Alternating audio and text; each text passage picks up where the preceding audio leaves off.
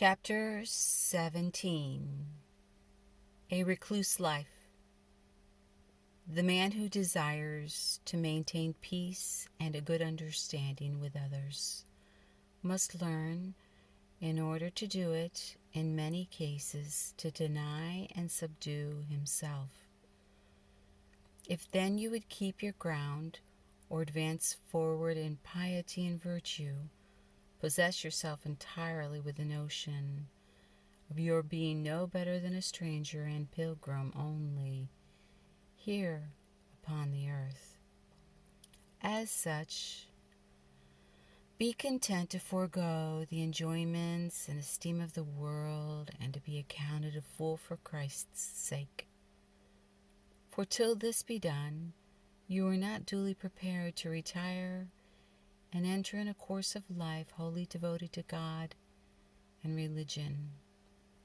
A peculiar habit and tonsure, the other formalities by which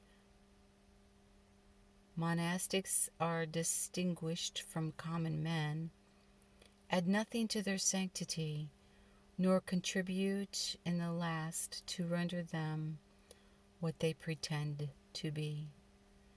This can only be done by a temper as different from the rest of the world as their way of living, an entire change of manners, and an effectual mortification of their passions and desires.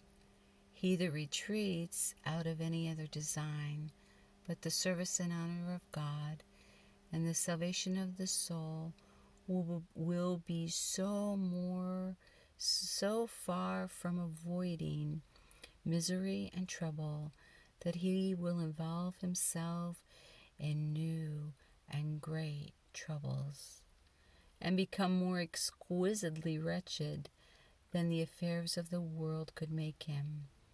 Nobody can continue easy in their own mind who does not endeavor to become least at all and servant of all.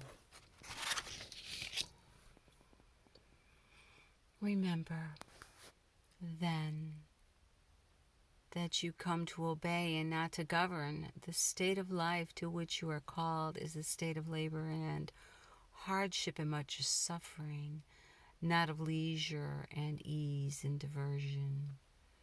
You do not so properly forsake any change your business.